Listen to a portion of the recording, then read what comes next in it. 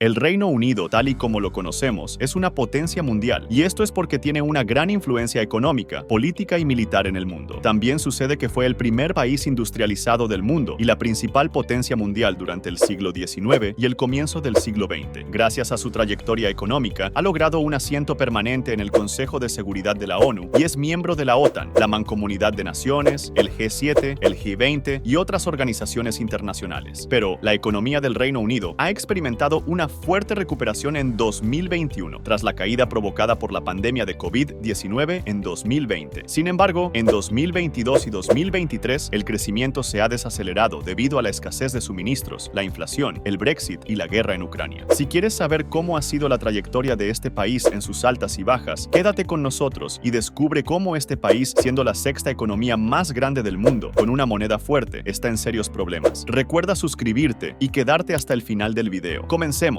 Es fácil ver en qué tipo de situación se encuentra el Reino Unido hoy en día. El país no tiene tanta influencia mundial como alguna vez tuvo, y su economía se está concentrando cada vez más en unas pocas industrias que no hacen mucho bien al británico promedio. La economía que le abrió camino en la revolución industrial y dio inicio al mayor auge económico en la historia de la humanidad, está luchando hoy con problemas muy reales como la pobreza y la drástica desigualdad regional. Sin embargo, el mayor problema, sobre todo, es que podría no importar la situación económica real del Reino Unido, si es que hay algo que no se informa, y eso se debe a que el país se está convirtiendo rápidamente en una economía de dos velocidades, con una riqueza extrema concentrada en Londres y un declive económico en todas partes. Las dos mitades promedian, pero realmente el nivel de vida de la mayoría de los participantes en el Reino Unido está retrocediendo si los responsables políticos no sienten presión para revertir esta tendencia. Entonces probablemente continuará, lo que será genial para todos los que tengan la suerte de estar empleados en las industrias globales de Londres. Entonces, ¿por qué, a pesar de siglos de dominio, el Reino Unido se está quedando atrás de repente? El crecimiento de Londres se produjo a expensas del resto del país para que sea posible revertir estos problemas ahora que se han afianzado. Administrar la economía de un país y administrar las finanzas individuales son propuestas muy diferentes. Y es que un país puede endeudarse masivamente para financiar inversiones en servicios públicos, y siempre que hagan crecer la economía en general, se considera una buena inversión. El Reino Unido obviamente ha tenido un declive lento y prolongado desde su apogeo como potencia colonial dominante en el mundo, pero sus problemas económicos, tal como existen hoy en día, posiblemente comenzaron el 16 de septiembre de 1992, ahora conocido cariñosamente como Miércoles Negro. A pesar de ello, seguía manteniendo su posición y la confianza tanto de las personas como de los países vecinos, pero decidieron firmar un acuerdo conocido como Mecanismo de Tipo de Cambio o ERM. Este fue casi un precursor temprano del euro. Lo que hizo este acuerdo fue vincular las principales monedas de Europa con un rango de tipo de cambio acordado previamente. Si el tipo de cambio entre un país y el otro país miembro era demasiado alto o demasiado bajo, los bancos centrales de esos dos países tendrían que intervenir para que volviera al rango acordado. Este era un proceso muy costoso y significaba que los bancos centrales de todos los países involucrados necesitaban mantener una gran cantidad de dinero. Pero este movimiento también trajo beneficios. Los tipos de cambio variables entre los países haría mucho más fácil para las empresas comerciar e invertir a través de las fronteras sin asumir el riesgo cambiario. Por ejemplo, si una empresa francesa invirtiera en un negocio italiano y luego duplicara su valor, eso sería genial. Esto proporcionó un gran impulso a las interacciones cruzadas entre las principales economías de Europa, pero el Reino Unido en realidad no se inscribió inicialmente en este esquema cuando fue introducido por primera vez por la Comunidad Económica Europea en 1979. Esta potencia tardó 11 años en unirse al acuerdo después de que las tensiones políticas dentro del país arrojarán los beneficios y riesgos de vincular indirectamente su moneda global mucho más dominante al resto de Europa. Desafortunadamente, 1990 no fue el momento ideal para subirse al ERM, porque coincidió con los aplausos de la Unión Soviética y la reactivación de Alemania Oriental y Occidental, lo que podría parecer completamente ajeno, pero expliquemos que el Este, que era un estado satélite de la URSS y estaba económicamente más desarrollado que Occidente, mientras que la nueva Alemania unificada tuvo que encontrar una manera de sacar a millones de personas de la pobreza absoluta, modernizar industrias masivamente obsoletas, todo sin destruir la economía existente en Occidente, que en comparación estaba muy bien. Este fue un enfoque poco convencional porque normalmente, cuando un gobierno quiere estimular la economía de esta manera, bajaría las tasas de interés en lugar de subirlas para que las empresas y las personas pudieran pedir prestado más dinero para promover actividad económica a través del gasto y las operaciones comerciales. En el periodo comprendido entre la Primera y la Segunda Guerra Mundial, sufrió una terrible hiperinflación que extendió la pobreza por todo el país e incluso 60 años después, esa memoria no se había perdido. Las altas tasas de interés en Alemania Alemania atrajeron a inversores de todo el mundo que querían conservar su dinero como marcos alemanes. Esto sucedió debido a que podían ganar una tasa de interés mucho más alta. Esto incluía a inversionistas del Reino Unido que tenían una tasa de interés comparativamente mucho más baja. La conclusión fue que el valor de la per cápita británica quería bajar y el marco alemán quería subir, pero al Banco Central británico no se le aprobó acceder a que eso sucediera debido a las reglas del ERM. El Reino Unido terminó teniendo que vender enormes reservas de monedas extranjeras para tratar de mantener artificialmente el valor alto de la libra. También se vieron obligados a comenzar a subir las tasas de interés en un momento en que la economía del Reino Unido en sí misma no estaba funcionando tan bien. Muchos inversores sospechaban que incluso una institución tan poderosa como el Banco de Inglaterra no podía contener estas fuerzas del mercado para siempre y que eventualmente el valor de estas monedas se dispararía. ¿Conocías algunos de estos datos? Coméntanos qué te parecen esas estrategias para mantener el valor de la moneda o si fuera sido mejor realizar los planes desde otro punto de vista. Comparte este video con tus amigos a ver qué opinan ellos. Pues bien, esto finalmente fracasó, pero no antes de los intentos cada vez más desesperados del Banco de Inglaterra de mantener su compromiso de mantener estable el tipo de cambio el día del colapso. El banco elevó las tasas de interés del 10% al 15% antes de admitir la derrota y bajarlas nuevamente al 12% nuevamente, todo en un día. El Reino Unido se vio afectado por esto a corto plazo, al igual que el resto de Europa, pero hizo algo mucho más dañino que eso a largo plazo para el país y te explicaremos por qué. A raíz de ello se comenzó a generar dudas sobre qué tan bien administrado estaba realmente el Reino Unido. Fueron en los años transcurridos desde que el país fue una de las economías más afectadas por la GFC y luego sufrió daños colaterales por la crisis de la eurozona. Por todos estos hechos ocurridos, se comenzó a generar una especie de incertidumbre y no muchos gobiernos tenían fe de hacer algún acuerdo comercial. Por ahora, con suerte debería ser evidente que el Reino Unido sigue siendo mucho más estable que un país como Somalia. El Reino Unido se ha vuelto altamente dependiente de la industria financiera. Por encima de todo, esto ha sido excelente para la ciudad de Londres, donde se llevaron a cabo la mayoría de estos negocios, pero no ha hecho mucho bien para el resto del país. Claro que a diferencia de un centro financiero como Nueva York, la mayor parte del dinero que ingresa a Londres no fluye hacia empresas y proyectos nacionales, sino que se destina a inversiones financieras opacas realizadas en todo el mundo en nombre de las personas. El Reino Unido, que alguna vez fue el líder mundial en industrialización, ahora tiene una infraestructura envejecida, educación en declive y una débil utilización de la tecnología, lo que hace que sus trabajadores sean menos productivos, menos competitivos a nivel mundial y por lo tanto, los trabajadores peores remunerados en el Reino Unido en empleos altamente calificados pueden ganar mucho más en lugares como Estados Unidos, Canadá, Australia e incluso centros financieros asiáticos como Singapur, Hong Kong y Shanghái. Todo eso está causando una situación extraña en la que el país pues tiene a muchas personas que migran al país desde economías subdesarrolladas para encontrar una vida mejor con mejores oportunidades e igualmente muchas personas que se mudan fuera del país para encontrar una vida con aún mejores oportunidades. El resultado neto de este juego de entrada y salida es claro. Aunque el Reino Unido atrae a más personas de las que pierde por ahora, pero está perdiendo muchos trabajadores altamente calificados y ha estado perdiendo más y más cada año desde 2007, lo cual es otro punto en contra porque si el inversionista evalúa la situación, generará alarma que tantas personas se estén yendo en búsqueda de un mejor futuro. Los países avanzados de altos ingresos, que nuevamente el Reino Unido todavía es en promedio, generalmente tienen una última ofensa contra estos problemas, que es que sus propios ciudadanos adinerados pueden compensar la falta de inversión extranjera y aliviar problemas como la deuda nacional. Japón, por ejemplo, tiene la relación deuda con el PIB más alta del mundo, pero no muchos economistas están particularmente preocupados por eso porque la mayoría de su deuda se debe a tasas de interés muy bajas a su propia gente. El Reino Unido también ha introducido recientemente una nueva ley que regula las inversiones en 17 sectores de la economía, considerada relevante para los intereses de seguridad nacional, como la energía, la robótica, la defensa, la inteligencia artificial, el transporte y las comunicaciones. Esta ley obliga a las empresas que quieran adquirir el control de una empresa o un activo en estos sectores a notificarlo al gobierno, que puede imponer condiciones o bloquear la operación. En resumen, durante aquellos años, mientras crecía el antieuropeísmo, alentado desde las principales instituciones del Estado, la economía del país se benefició de su permanencia en las comunidades, ya que alcanzaron un dinamismo inmediato tras su incorporación al mercado común. El comercio del Reino Unido con los Estados miembros de la CE despegó inmediatamente tras su adhesión y superó cuantitativamente al que mantenía con el resto de países miembros de la Asociación Europea de Libre Comercio, impulsando su comercio exterior, su balanza de pagos y su competitividad gracias a la notable reducción de aranceles. Pero con el tiempo todo ha ido cambiando, por lo que se necesita un ajuste en el país para seguir siendo una potencia y mantener una economía estable y en constante crecimiento. Hemos llegado al final del video. video y te invitamos a dejarnos un comentario sobre qué piensas sobre estas crisis internas y externas que ha venido presentando este país. También te recordamos dejarnos un like y compartir para que todos sigamos aprendiendo juntos. Nos vemos en un próximo video.